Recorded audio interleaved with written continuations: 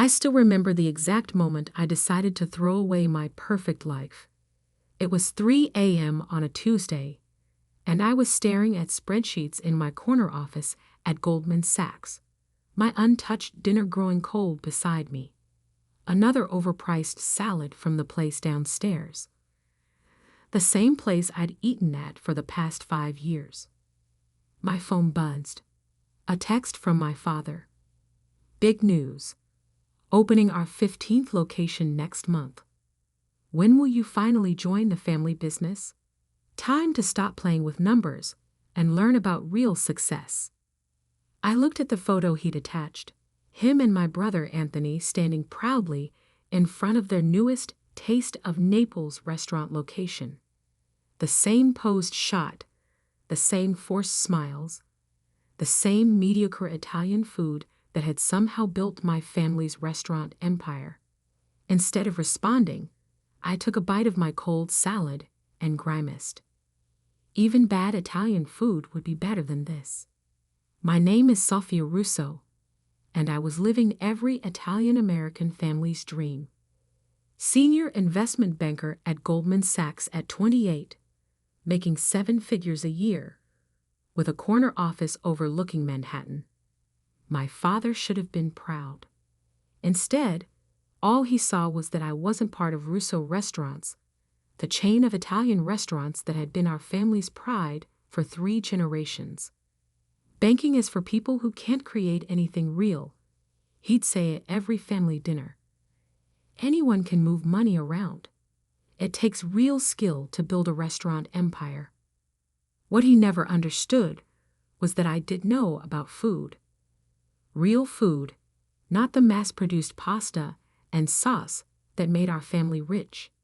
Every vacation day I had, I spent traveling, eating at tiny local restaurants, learning about authentic cuisine. My apartment was filled with cookbooks, not finance textbooks, and every night I dreamed about cooking, not banking.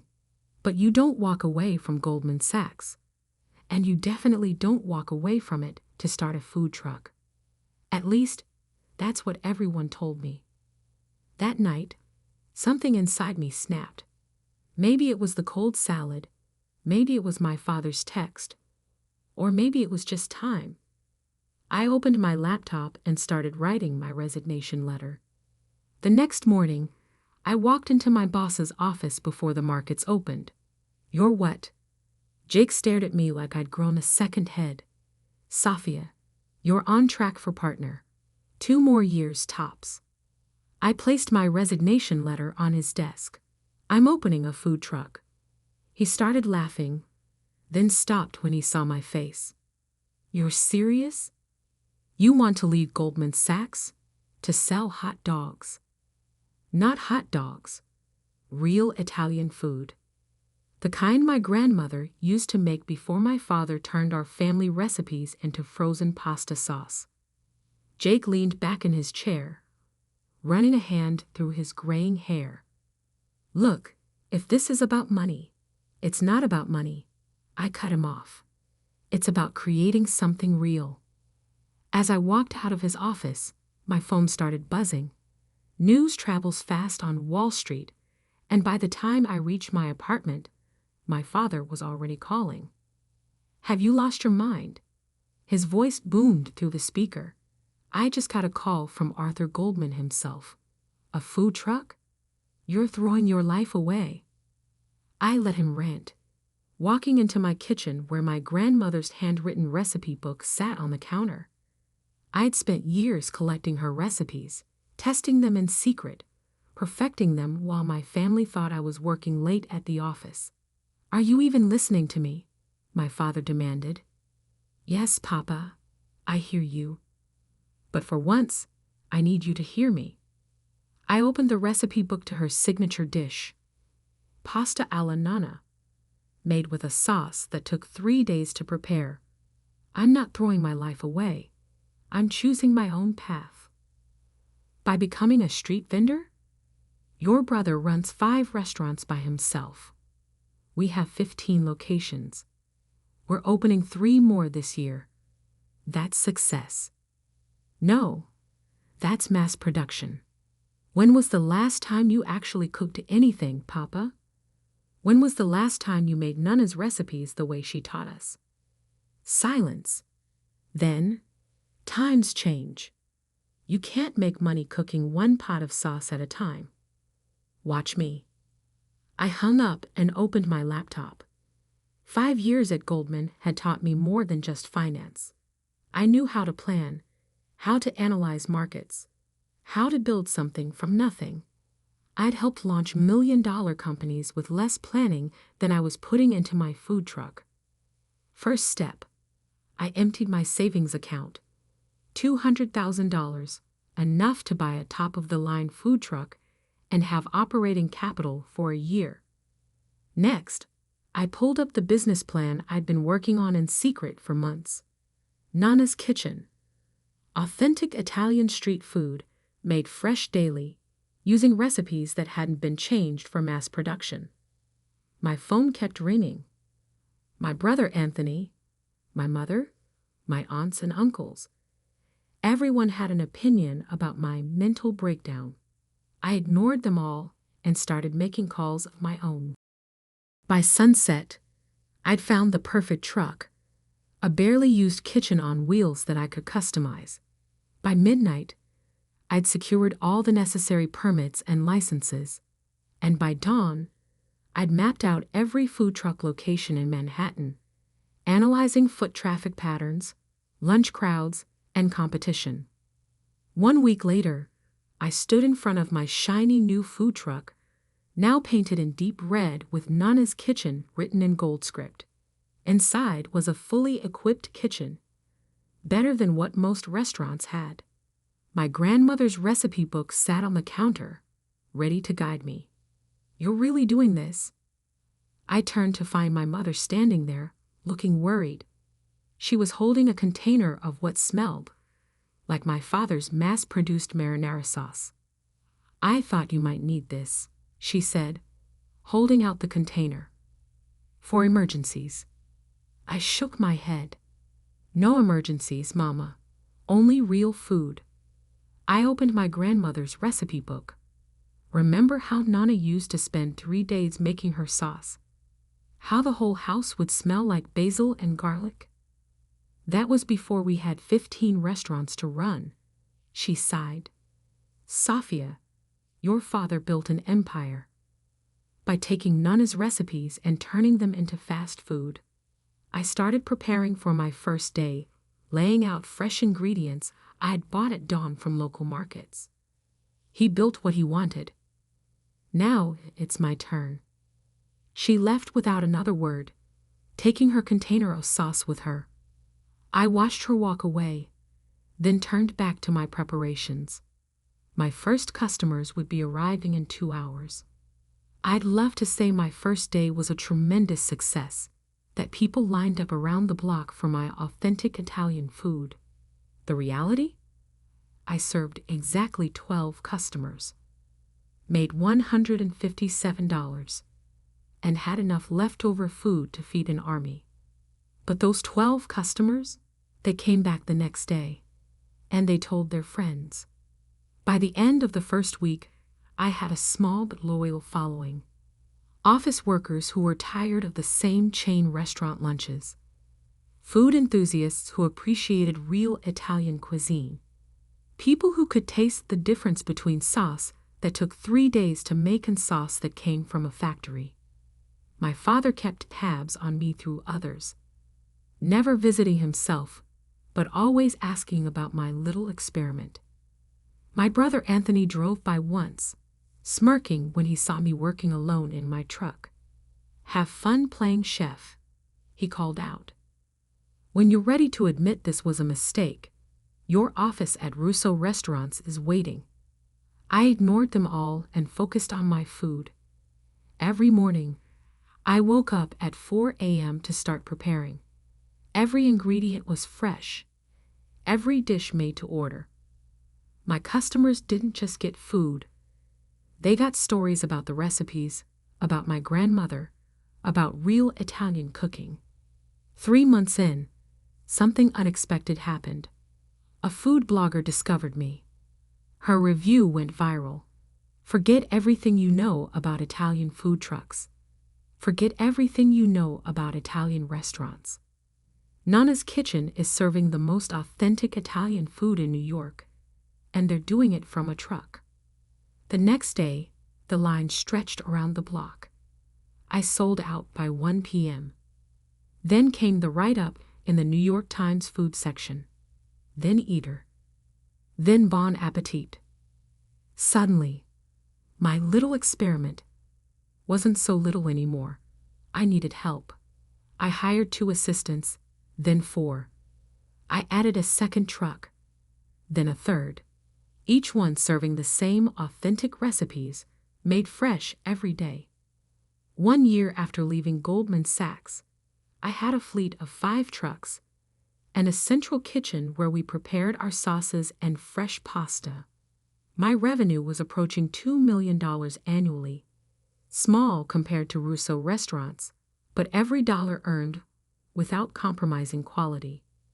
I was working harder than I ever had at Goldman, putting in 16-hour days, but for the first time in my life, I was creating something real, something that would have made my grandmother proud. Then came the day that changed everything. I was working in one of my trucks when I overheard 2 customers talking about Russo restaurants, about how the quality had gone down, about how the newest locations were struggling, about rumors of financial troubles. That night, I did what any good investment banker would do. I started digging. What I found confirmed the rumors. Russo Restaurants was expanding too fast, taking on too much debt. Their mass-produced approach was failing as customers demanded better quality. Their once mighty empire was crumbling. My father didn't know it yet, but his dream of 15 locations was about to become a nightmare. And I had a decision to make. I could watch my family's legacy crumble, or I could save it, on my terms. What I did next would change not just my family's restaurant empire, but the entire way we thought about food, family, and success. But first, I had a sauce to prepare. After all, the best revenge, like the best sauce, takes time to develop. And I had all the time in the world. The numbers didn't lie. Russo Restaurants was in serious trouble. Sitting in my small office above our central kitchen, surrounded by the aroma of slowly simmering sauce, I reviewed the financial reports I'd gathered. The empire my father had built was drowning in debt, bleeding customers, and running out of time. 5 new locations opened in the past year, each one performing worse than the last. Food costs skyrocketing because of their bulk buying contracts, customer satisfaction scores plummeting, and worst of all, a $50 million loan coming due in 6 months that they couldn't possibly pay. My phone buzzed. A text from Anthony. "Hey sis, how's the food truck life? Still playing chef?" I looked at the expansion plans spread across my desk, not just plans for more trucks, but for something bigger. Something that would change everything. Actually, I typed back, "I'm thinking about expanding. Want to get coffee?" We met at a small Italian cafe, not one of our family's restaurants. Anthony showed up in his designer suit, reeking of expensive cologne and desperation. He didn't know I could smell the fear on him. So, he smirked, stirring his cappuccino, finally ready to admit this food truck thing was a phase. "Your office is still empty." I took a sip of my espresso, properly made, unlike the automated machines in his restaurants. Actually, I want to talk about Russo Restaurants, specifically about the Bronx location's 42% drop in revenue last quarter. His cup clattered against the saucer. "How did you?" Or the 3 health code violations at the Brooklyn location? Or maybe the $50 million loan that's coming due? I pulled out a folder.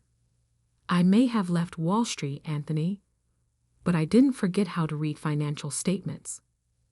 You've been spying on us? Public records, brother. Amazing what you can find when you know where to look. I leaned forward. You're in trouble. Big trouble. He deflated slightly, his arrogance cracking. Papa says we can handle it. We just need to cut costs, maybe close a few locations. You need $50 million in 6 months, and your credit is maxed out. Cost cutting won't save you. I opened the folder, sliding over a proposal I'd spent weeks preparing. But I can. You? He laughed, but it sounded hollow. With what? Food truck money. With Nana's legacy fund. His laughter stopped. Never heard of it. You wouldn't have. I created it 3 months ago, using my Goldman Sachs connections. It's a private investment firm specializing in restaurant turnarounds. I watched his face as understanding slowly dawned. We have $2 billion in capital, and we're very interested in authentic Italian restaurants. Anthony's hands trembled slightly as he picked up the proposal. $2 billion. That's impossible. You've been running food trucks.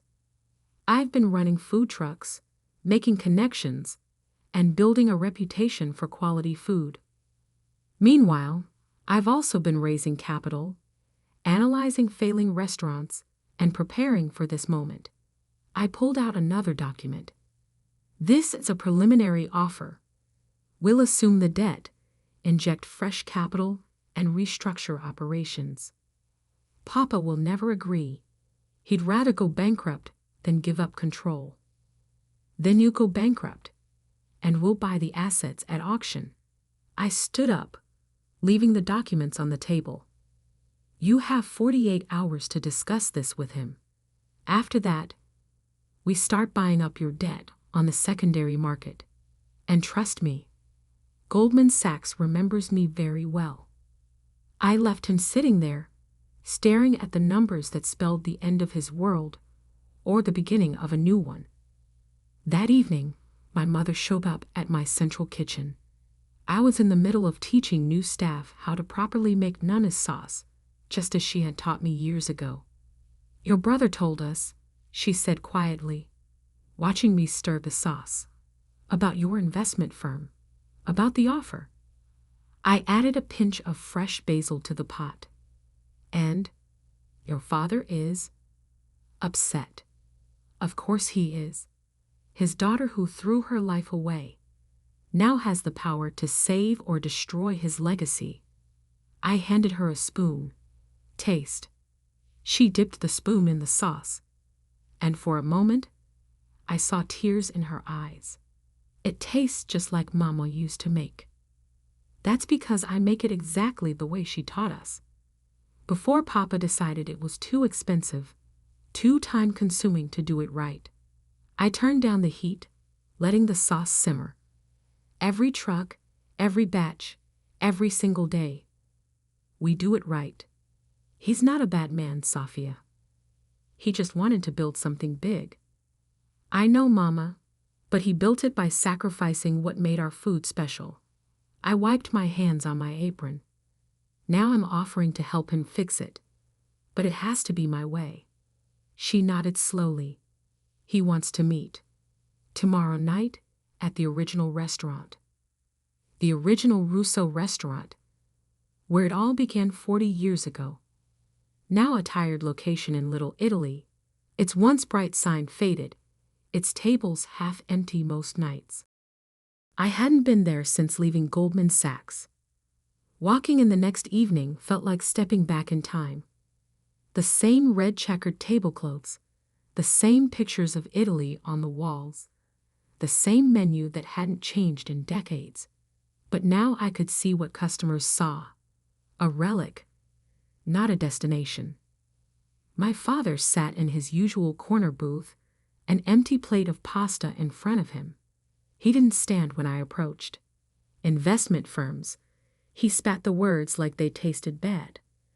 Billions of dollars. This is how you respect our family's heritage. I slid into the booth across from him. I respect our heritage by making food the way Nana taught us. When was the last time you tasted your own sauce, Papa? Really tasted it. He pushed the plate away. We serve thousands of people every day. You can't make sauce 3 days at a time for that many people. Actually, you can. My central kitchen does it every day. Smaller batches, better ingredients, real cooking. I pulled out my proposal, and we can do it for all your restaurants. But things have to change. Change. You want to destroy everything I built.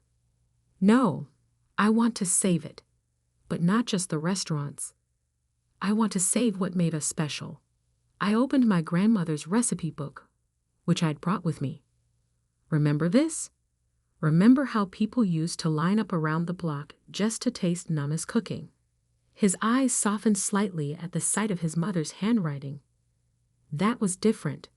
Times were simpler. People still want real food, Papa. They're tired of mass-produced meals and artificial flavors. Look at my trucks. Lines every day, selling out by lunch. And we charge more than your restaurants because people will pay for quality. He was quiet for a long moment, staring at the recipe book. The loan, he finally said, comes due in 6 months. You've tried every bank in the city. No one will refinance. I laid out the numbers. You're losing money on every new location. Food costs are up 60% because your suppliers know you can't negotiate. And your best customers are finding better options. Like food trucks, he asked bitterly. Like anywhere that still cares about quality. I pushed the proposal closer. I can save Russo restaurants.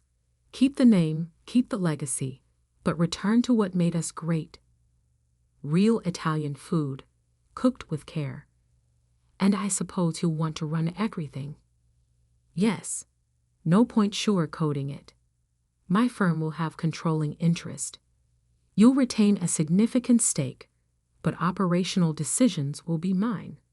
He stood up abruptly, his face flushed. Never. I'll find another way. There is no other way, Papa.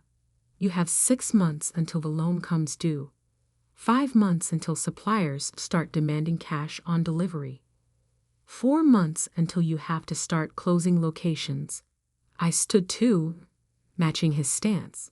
I'm not asking for your permission. I'm offering you a choice. A choice? He laughed harshly.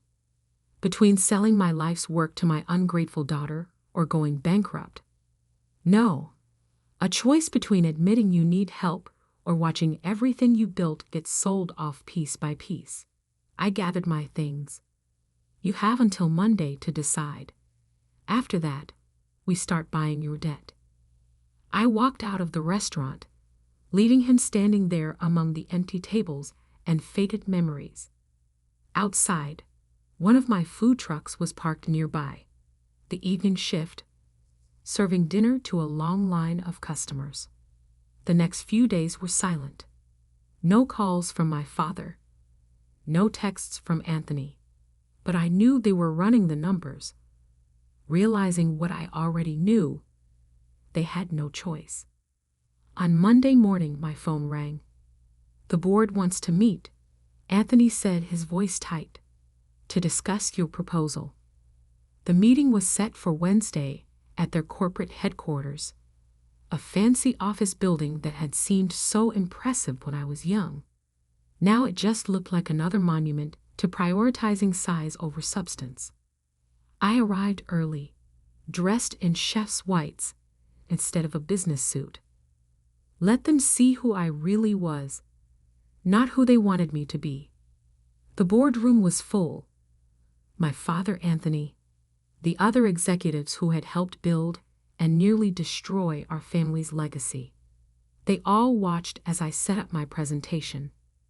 But first, I had servers bring in lunch, dishes from my food trucks, made fresh that morning.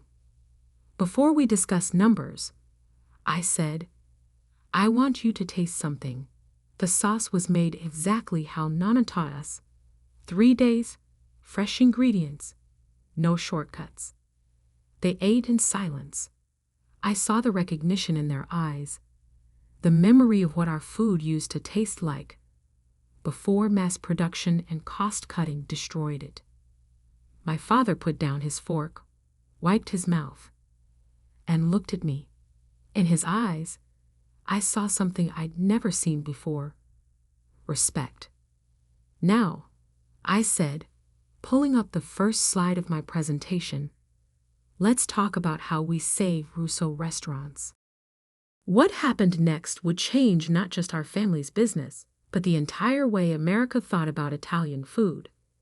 But that's not where the story ends. Because sometimes saving something means completely rebuilding it. And I was just getting started. The transformation of Russo restaurants began at 4 a.m. on a Monday morning, 3 weeks after the board meeting. I stood in the kitchen of our original location, surrounded by my best food truck chefs and a very skeptical kitchen staff. Today, I announced, holding up my grandmother's recipe book, we learned to cook again. The executive chef, who'd been running this kitchen for 20 years, crossed his arms. We know how to cook. No, I corrected him gently. You know how to heat up pre-made sauce and boil factory pasta. Today you learn to make real Italian food. Over the next 12 hours, we made sauce the way Nana had taught me. Fresh tomatoes, not canned. Herbs picked that morning. Slow cooked, stirred by hand, tasted every hour. The kitchen staff watched, skeptical at first, then increasingly interested as the aroma filled the air. By dinner service, we had 1 batch of real sauce ready. I made an announcement to the dining room.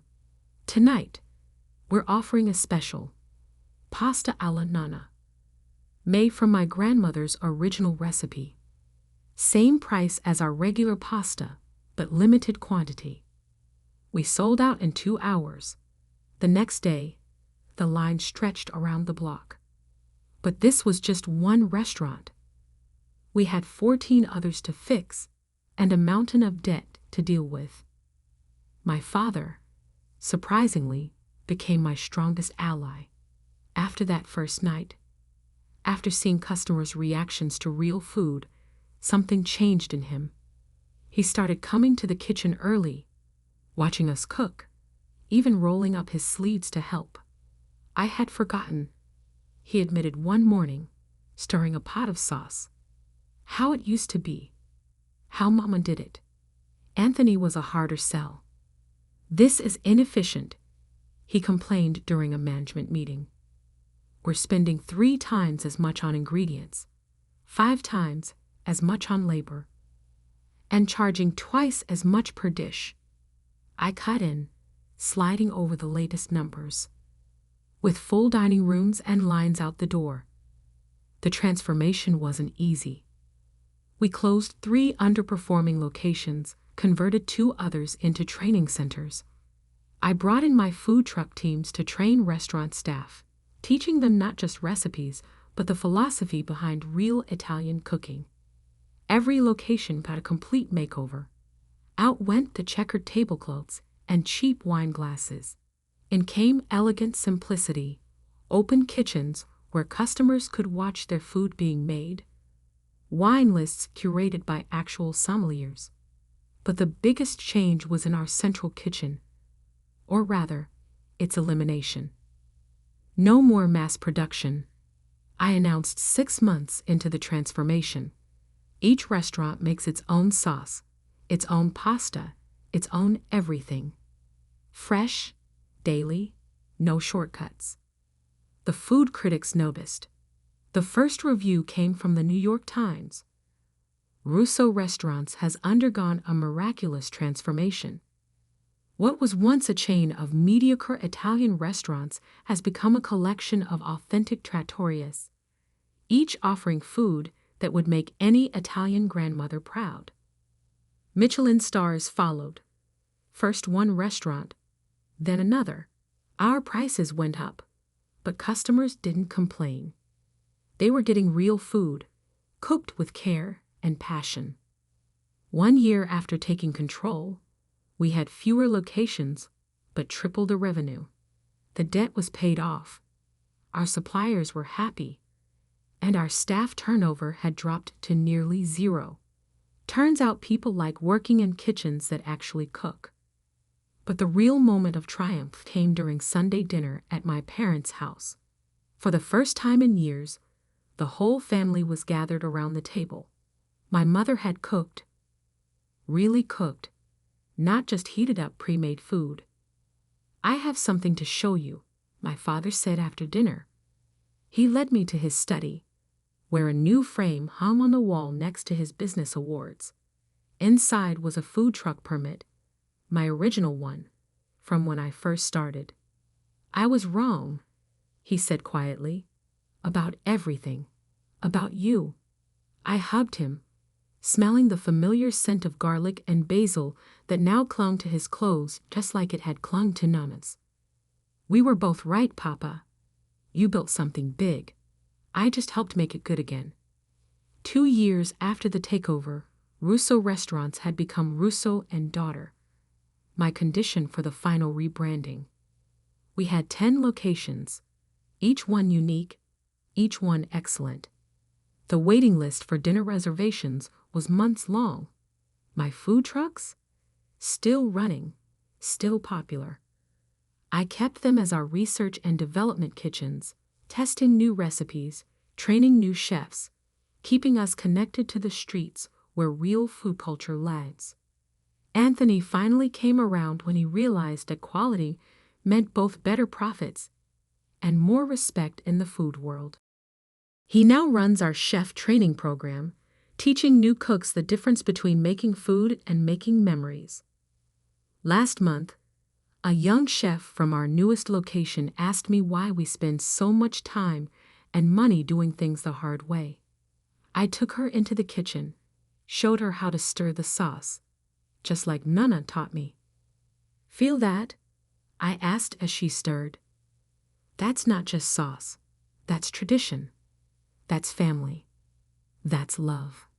She nodded, understanding, filling her eyes as the aroma of slowly simmered tomatoes and fresh herbs surrounded us.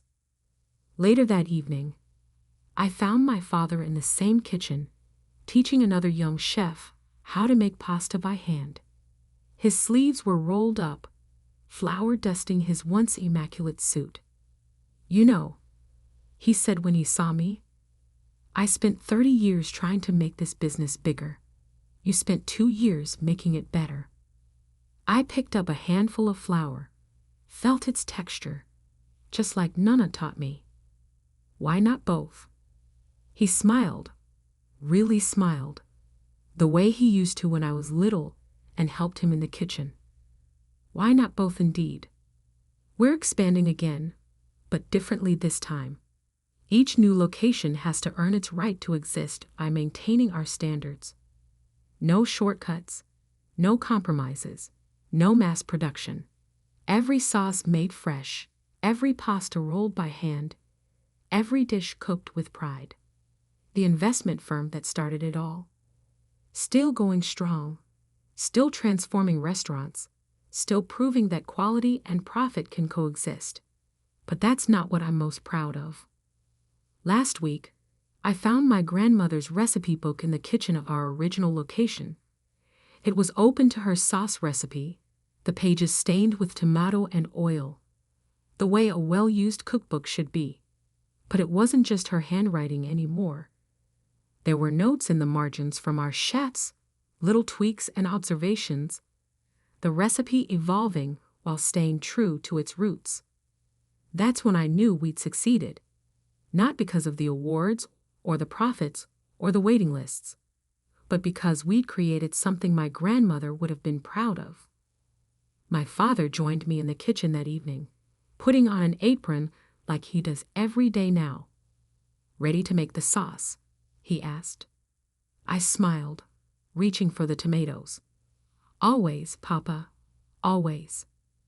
The food trucks still park outside our restaurants sometimes, a reminder of where this revolution started. And every morning, when I smell the sauce starting to simmer, I think about that scared girl who left Wall Street with a dream of doing food right. Turns out you can go home again. You just have to be willing to cook up some changes along the way. Last night, a food critic asked me if I ever regret leaving Wall Street. I led her into our kitchen, showed her the sauce bubbling in huge pots, the pasta being rolled by hand, the chefs working with pride and passion. Banking taught me about numbers, I told her. But this taught me about value. And those are very different things. She took another bite of her pasta, closed her eyes in bliss, and nodded. She understood. Because in the end, success isn't just about how much money you make. It's about staying true to what matters. In my case, good food and family legacy. Sometimes those things seem to conflict, but with enough determination, and maybe a food truck or two, you can find a way to make them work together. Now, if you'll excuse me, I have some sauce to stir. After all, the best traditions are the ones you practice every day.